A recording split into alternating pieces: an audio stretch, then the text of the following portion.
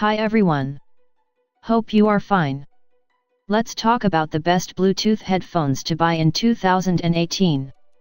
Subscribe our channel for more informative videos. Also like, share and comment on our video. Bose and Wilkins PX. Narrowly the pick of the Bluetooth, noise cancelling bunch.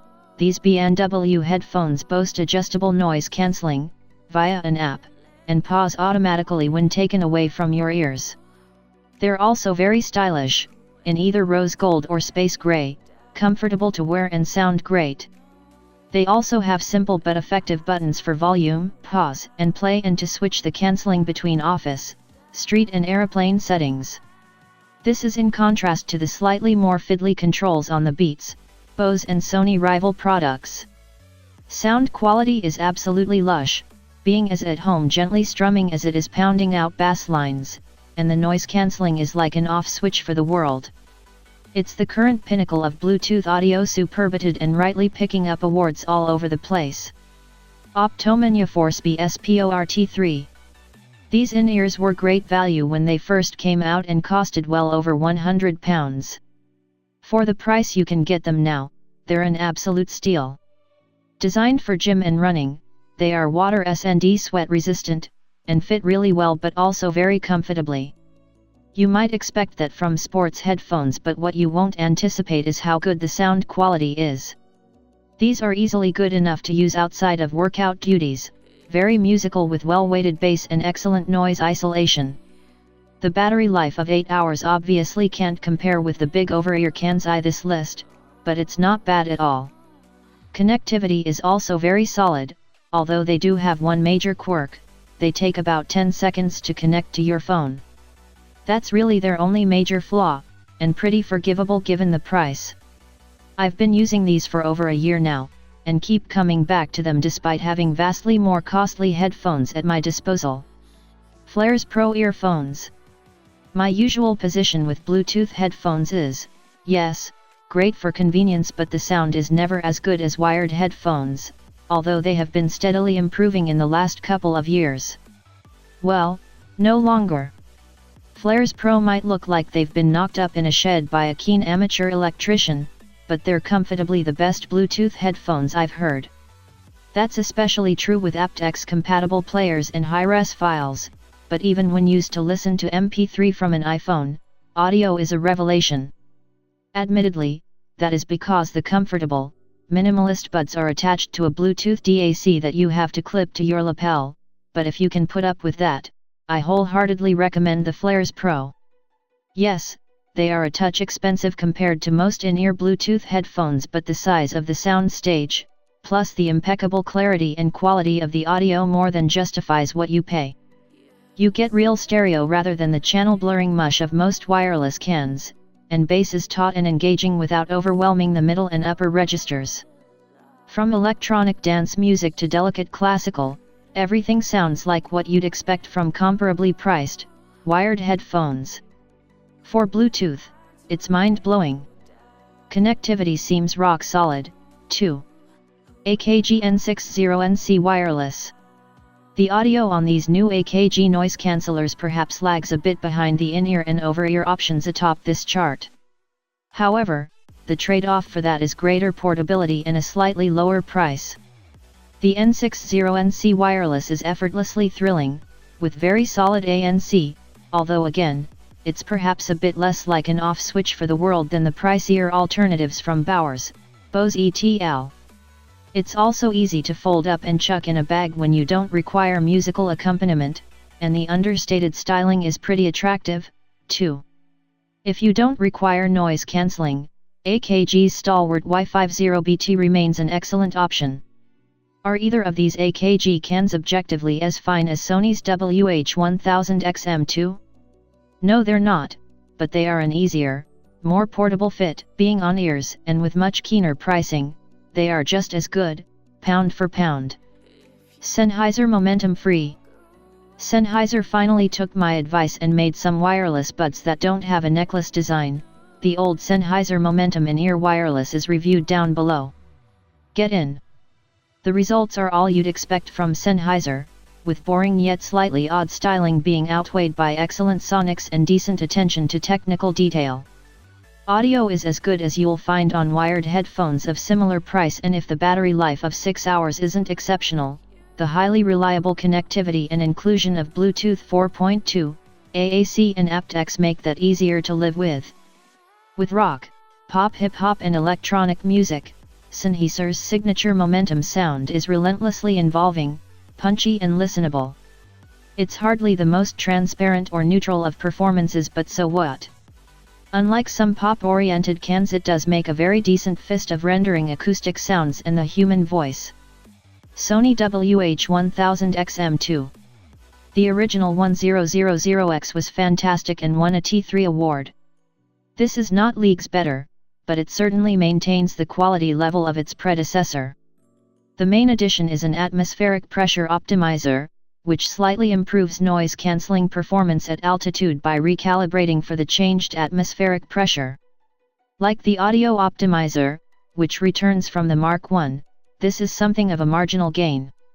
The on-ear touch controls are also back and immediately make you miss the motion control and buttons of the BMW PX. That matters little once you start listening to the WH1000XM 2. It sounds fantastic, easily the equal of the PX and noticeably more propulsive and exciting than the Bose QC352. Sony has got the bass weight absolutely spot on, and the result is hugely enjoyable to listen to. The noise cancelling is almost magical and, again, equal to the PX and QC352. Like those cans, but not the Beats ones below, interestingly, you really must keep noise cancelling turned on, mind. I don't know why, but it just sounds bad when turned off. Beats Studio 3 Wireless. The killer feature here is the way the noise cancelling adapts to whatever background noise you may experience. That means, unlike the PX, you don't need to physically switch between modes. It can even deal with wind, which most ANC cans cannot. Add excellent sound, long battery life and fast charging, 10 minutes charge nets 3 hours playback, and you have another killer set of noise-cancelling headphones. Even if you've been distressed by Beats headphones in the past, these should be the ones to win you around. AM A65 Wireless. I've been a bit spoiled for Bluetooth in-ear headphones lately. First, the Flairs Pro actually caused great excitement with their pulse-quickening sonic splendor. Now, the AM A65 Wireless does something similar in a much more affordable price bracket. These sound spectacular by Bluetooth audio standards, especially when you factor in the sub-£100 price. Use the supplied comply tips, or one of the wide choice of silicone ones, if you prefer, and you get excellent noise isolation, really showcasing the MA650's epic sound. My only issue here is that personally I really don't like the necklace style of headphone. I think it probably improves Bluetooth reception, but it always feels odd and looks stupid in my opinion. If you don't have similar issues with that particular style of headphone, I'd recommend these unreservedly. Bose QuietComfort QC 35MK2. I once wore these into a full-on rave, albeit for kids, on London's South Bank, and didn't even realize there was a rave until taking them off. The noise cancelling on these cans is just great. The audio in general, as ever with Bose, is ever so solid. It isn't as good as the Bose PX, Sony WH1000XM2 or Beats Studio 3, it's just that bit more laid back and less involving, for me, but it's very high class. The looks are the same, a little bit duller, but still pleasing enough. Allied to the noise cancelling, the overall result is very hard to fault. It's forceful when it needs to be, but the silence generated by the anti-noise tech allows room for plenty of subtlety. Does it sound natural? No, of course it doesn't. It's digitally compressed, wirelessly transmitted sound, which is generally going to be from music files that are compressed in the first place, that's then had digital ambient denoising applied to it. But the QC352 is a cracking listen. Add 24 hours of battery life, easy pairing to two devices, you swap between them with the flick of a switch or via a mobile app, and pillowy ear pads, and you have Bluetooth headphones that have deservedly sold like wireless cakes. Sennheiser Momentum In-Ear Wireless Headphones. There's no doubt that the Sennheiser Momentum In-Ear Wireless has a dull but descriptive name. It also boasts, for the purist, arguably the best audio of any of these headphones. I really don't like the necklace style that Sennheiser has adopted here, but it does seem to help give more consistent connectivity than both other in-ear Bluetooth headphones and also, better than most previous Sennheiser attempts at wireless cans. Despite the relative bulk of the neckband part of the earphones, there doesn't appear to have been room to fit a bigger battery. It lasts a respectable but not amazing 10 hours. However, all that seems a bit niggling when you actually listen to the Momentum In-Ear. The sound quality is great, punchy bass and clear treble, but without the crushed mids that afflict most Bluetooth headphones. Comfort is also good, although I would recommend Comply Ear Tips for a really good fit.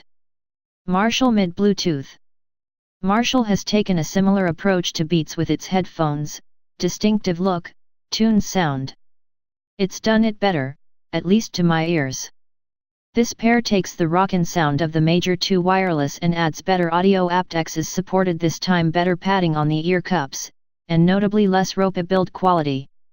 It also tones down the novelty of the design, although the faux leather look is still clearly not going to appeal to everyone. What makes the mid such a winner for me, at any rate, I know these things are subjective, is that the audio is bloody great, if you play it loud like a mother. Whoa yeah! The mid has power, but it also has a decent dollop of precision. There's plenty of bass, but not to an obnoxious degree. With rock, anything electronic and hip-hop/R&B, it does a cracking job. Same with pop and heavier classical. I wouldn't buy a mid to listen solely to light jazz or anything quiet, in fact.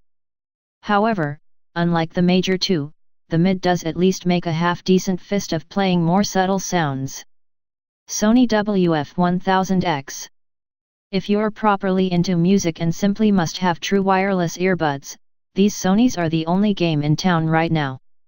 Apple's AirPods area better all-round product, but they're far from amazing, audio-wise. These Sonys have the cable-free convenience that all such headphones share, but are the only ones that don't sound like a dog's breakfast. In fact, they sound superb.